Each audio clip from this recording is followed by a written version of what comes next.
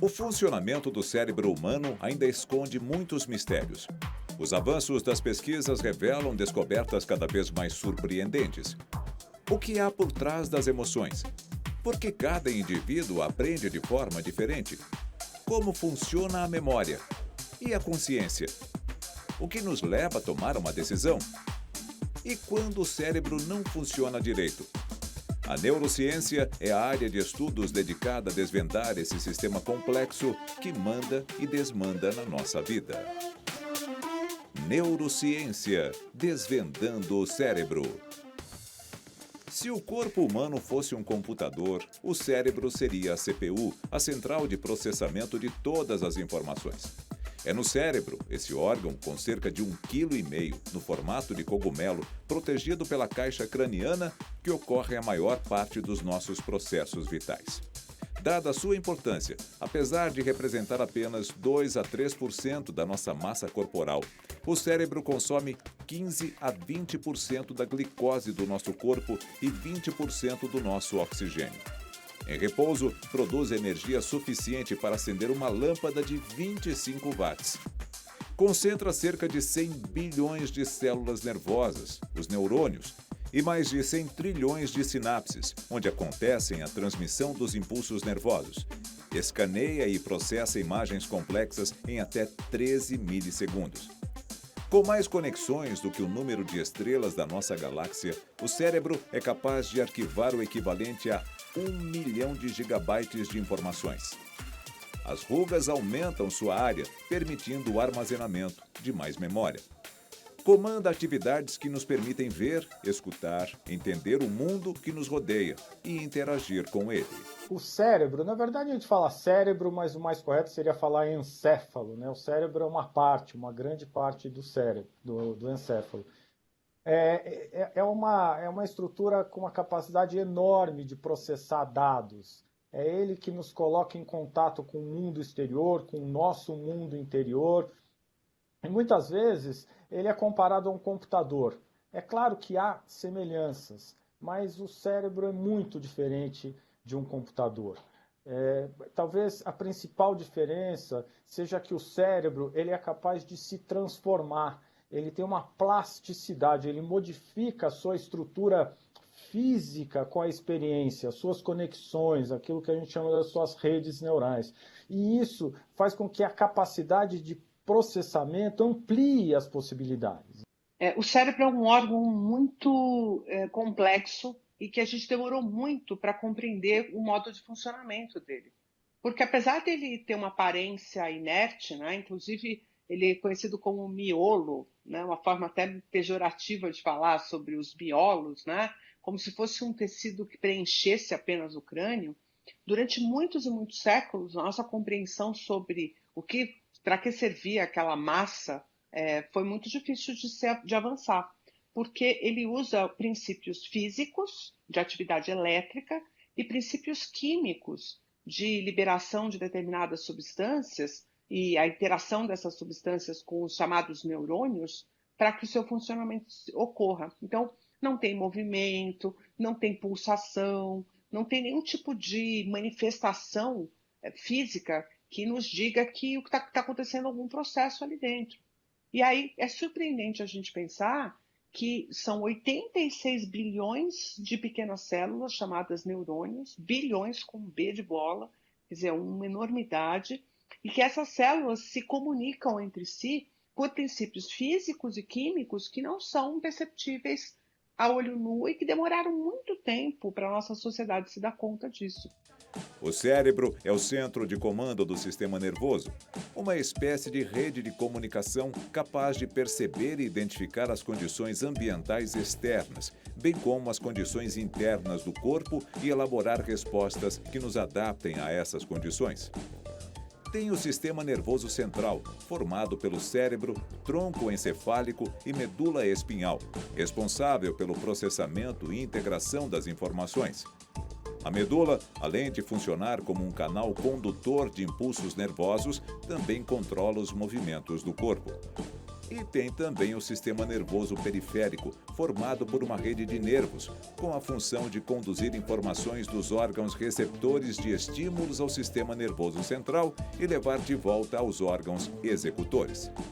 Para tentar entender melhor o funcionamento do cérebro, a gente cria modelos explicativos, modelos de funcionamento. E muitos desses modelos são importados da engenharia, por exemplo. Então, é muito comum nós pensarmos o cérebro como uma estrutura de entrada e saída, né? de recebimento de informações e de saída de informações. É claro que é uma simplificação extrema, mas a partir desse modelo nós conseguimos entender que o nosso cérebro está estruturado com regiões, com áreas que recebem informações do ambiente externo e interno e com áreas que permitem a comunicação com o ambiente externo, tanto na forma de movimentos ou de controle das vísceras, da secreção de hormônios e assim por diante.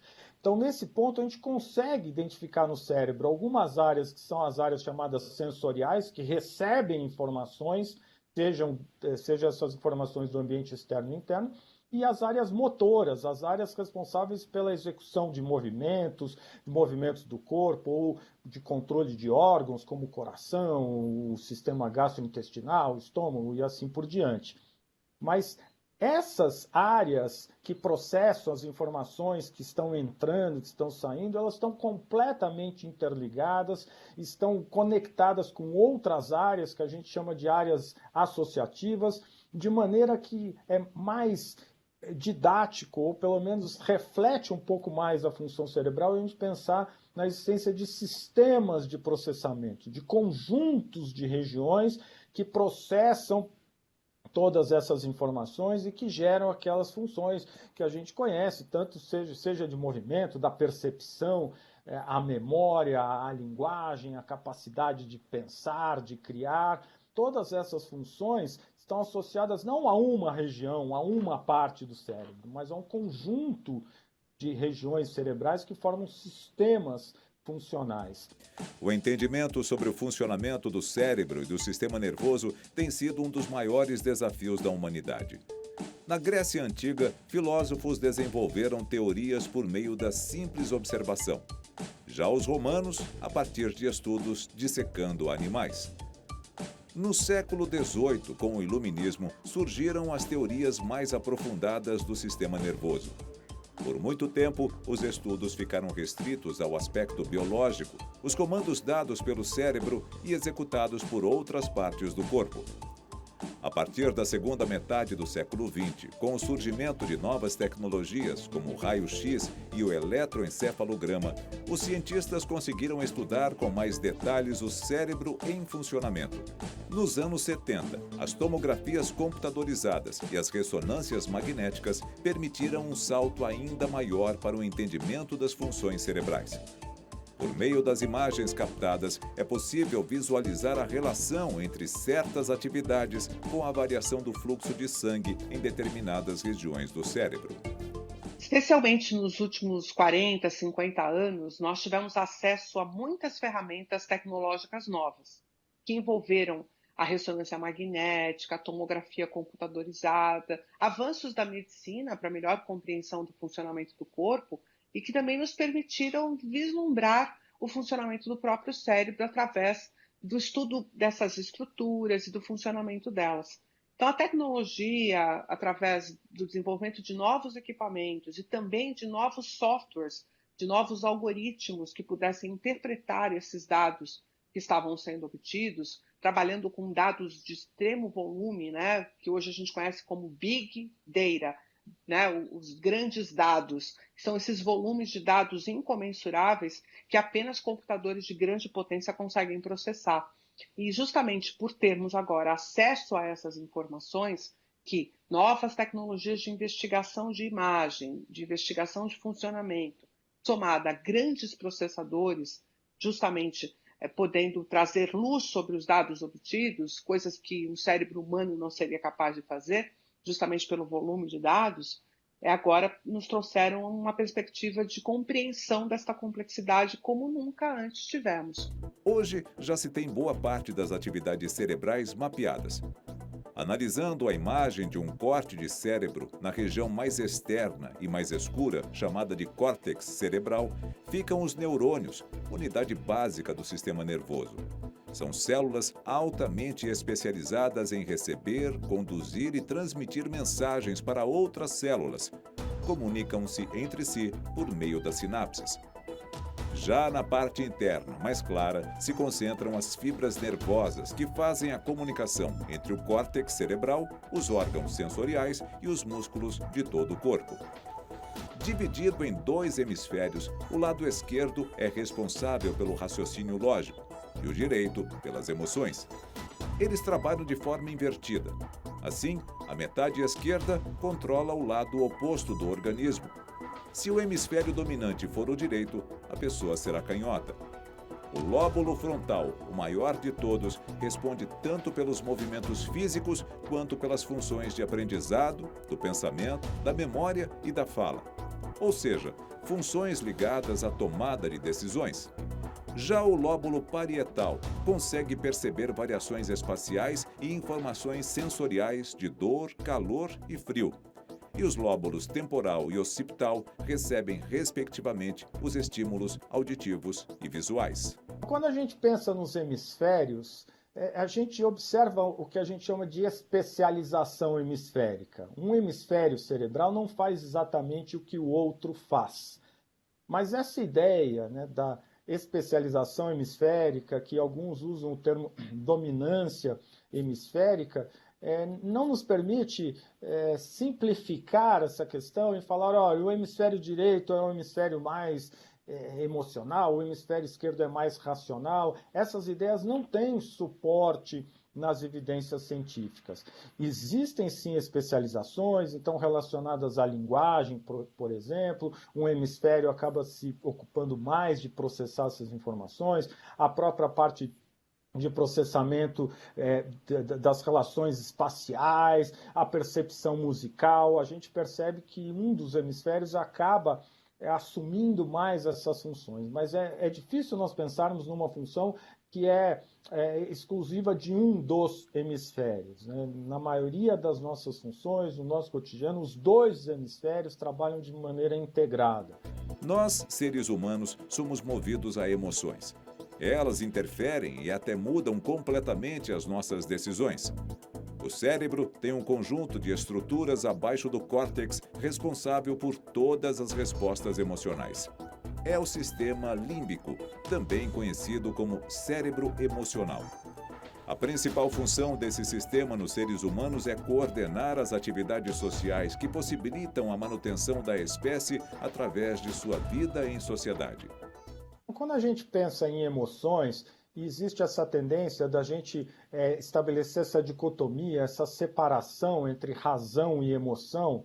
E se a gente vai buscar no cérebro as áreas de processamento emocional e as áreas do chamado processamento racional, nós vamos perceber que elas estão muito conectadas, elas estão interligadas, a ponto de ser impossível nós separarmos, em termos de funcionamento cerebral, a razão da emoção. Durante muito, muito tempo, a humanidade compreendeu que a grande capacidade humana estava na sua racionalidade, na capacidade de interpretar fatos, ter um pensamento elaborado sobre esses fatos, tomar conclusões e tomar decisões pautadas nessa racionalidade.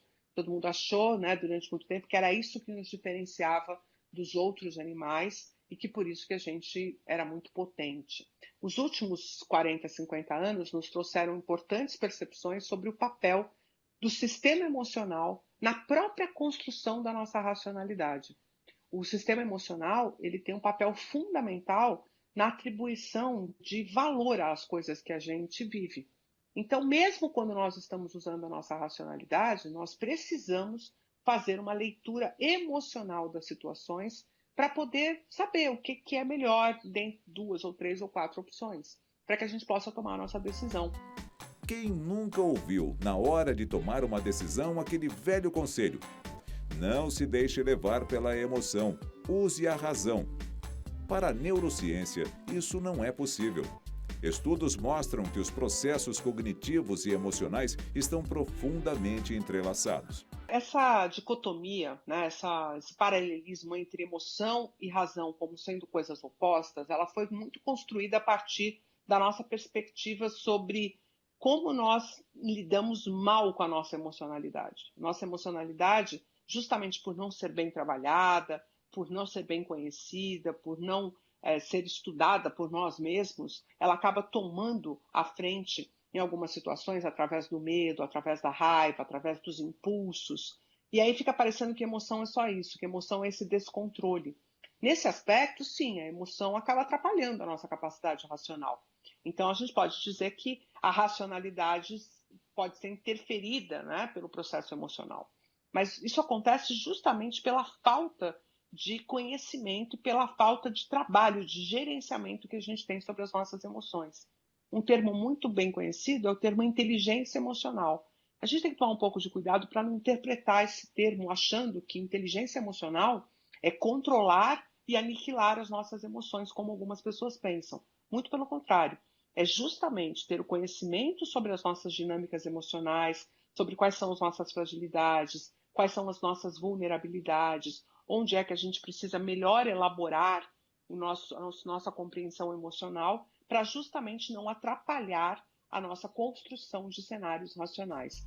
O mau funcionamento do sistema límbico é associado a muitas manifestações clínicas, tais como epilepsia, demência, perturbações de ansiedade, depressão, esquizofrenia e autismo. Quando foi se compreendendo a maior complexidade dos sistemas de neurotransmissão, a gente passa a entender que é necessário buscar novas alternativas de tratamento, sejam elas farmacológicas ou não. Então, um exemplo que eu acho que a gente tem que prestar mais atenção é o exemplo do uso dos chamados canabinoides, né, que são substâncias que estão presentes na planta da maconha, por exemplo, que têm apresentado resultados muito interessantes no tratamento de alguns desses transtornos, por exemplo, da epilepsia. Então, quando a gente amplia essa ideia de que o funcionamento cerebral, o processamento de áreas cerebrais, como o chamado sistema límbico, envolve uma quantidade enorme de neurotransmissores, a gente precisa ampliar também o leque de alternativas farmacológicas para o tratamento. Então, essa ampliação da ideia está trazendo novidades e perspectivas muito promissoras no tratamento de uma série de problemas neurológicos ou de transtornos psiquiátricos. A emoção também interfere na retenção da informação e no processo de formação da memória. Quanto mais carregado de emoção for um evento, mais ele será gravado no nosso cérebro. Na aprendizagem, o engajamento emocional é fundamental.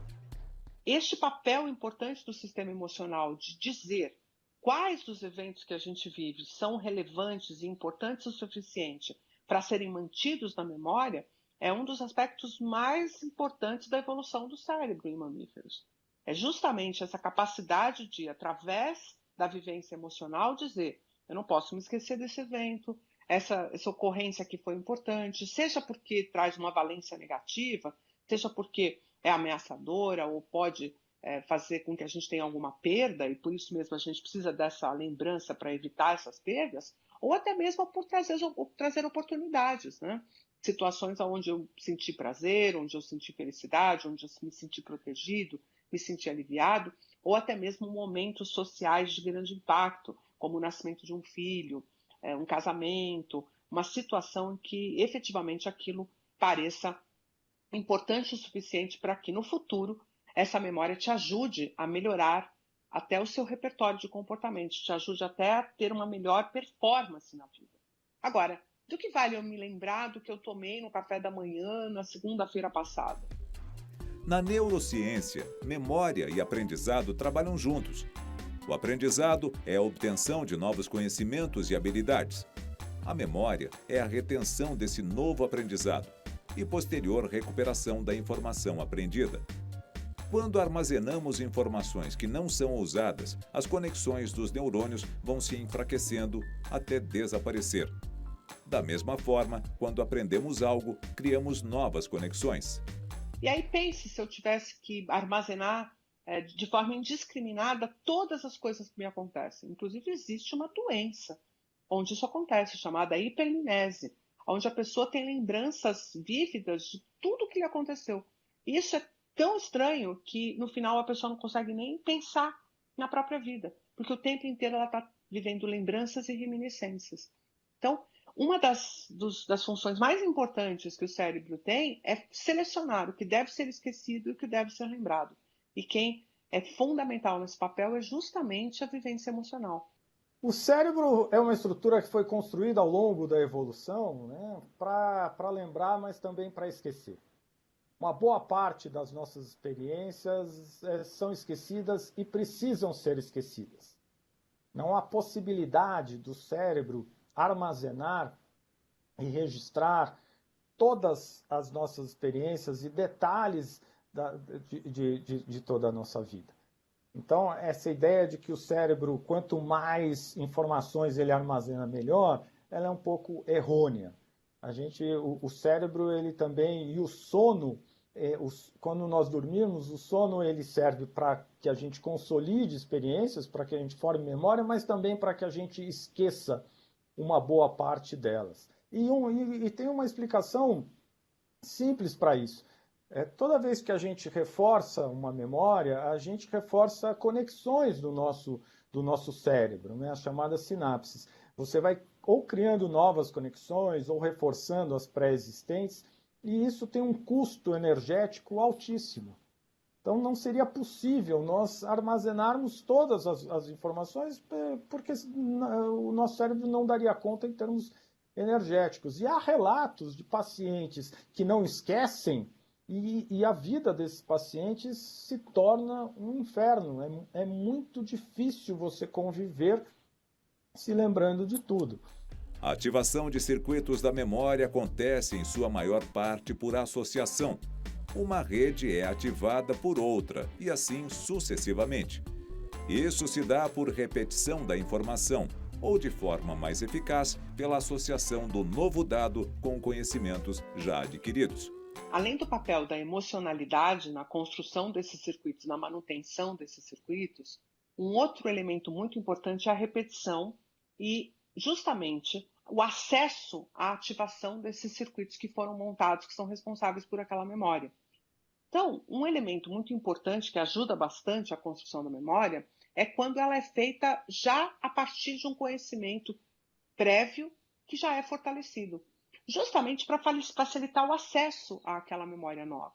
Como se você estivesse fazendo uma correlação com coisas que você já conhece e que a partir daquilo fosse mais fácil de você se lembrar daquilo que veio como novo.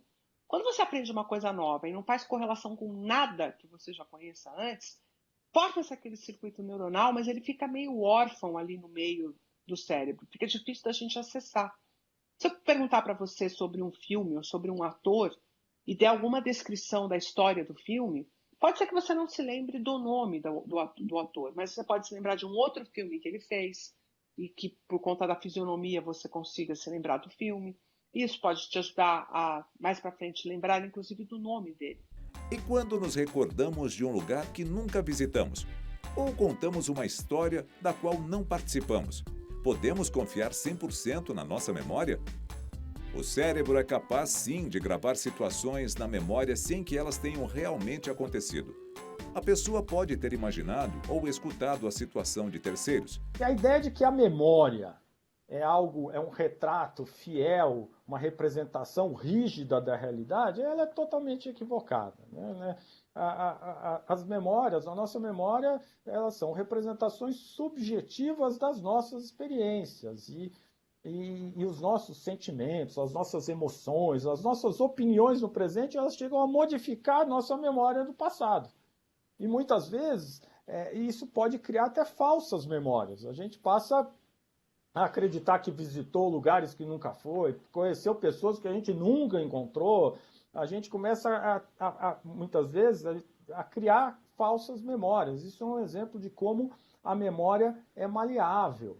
E isso tem algumas consequências, né? Primeiro, não confie completamente na sua memória. Por mais detalhes que você possa construir de uma história, isso não necessariamente é uma evidência de que aquilo realmente aconteceu, que ela é necessariamente verdadeira. Então, não podemos aceitar a memória como um fato, né? E isso porque realmente muito do que lembramos, aquilo não bate com o que realmente aconteceu. Isso tem implicações para a nossa vida cotidiana e, obviamente, implicações muito sérias nas questões judiciais, em depoimentos de testemunhas e assim por diante.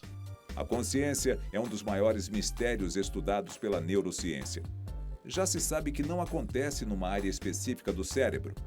Trata-se de um processo de fluxos distribuídos por várias regiões cerebrais e que usa a imaginação para criar narrativas paralelas ao momento presente.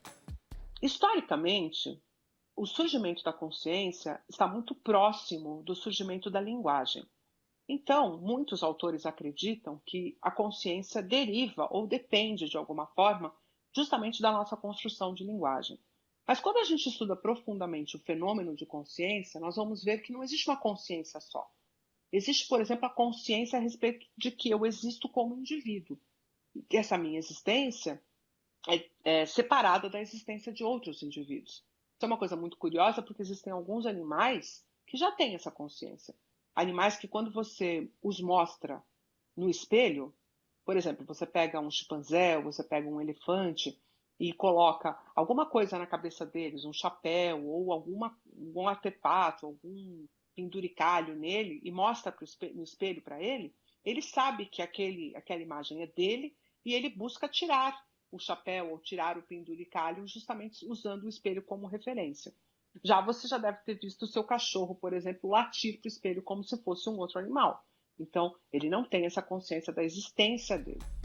Há quem acredite que as novas tecnologias, como a inteligência artificial, possam criar máquinas que venham imitar ou mesmo substituir o cérebro. Para os neurologistas, não existe essa hipótese porque o nosso cérebro é muito mais do que um mero processador de informações.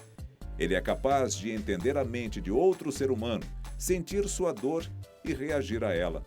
Habilidades essenciais para a nossa vida que nenhuma máquina é capaz de reproduzir. É importante lembrar, o cérebro não é um computador. O cérebro funciona com uma lógica muito diferente do computador. O computador não tem ambiguidades, o nosso cérebro tem. Isso faz com que não seja possível a previsibilidade completa, que nós possamos prever os nossos comportamentos a partir do conhecimento do nosso cérebro. É claro que a gente consegue, a partir daí, conhecer, a gente precisa fazer muito para conhecer mais o cérebro, mas a capacidade de processamento do nosso cérebro realmente é enorme, é fantástica.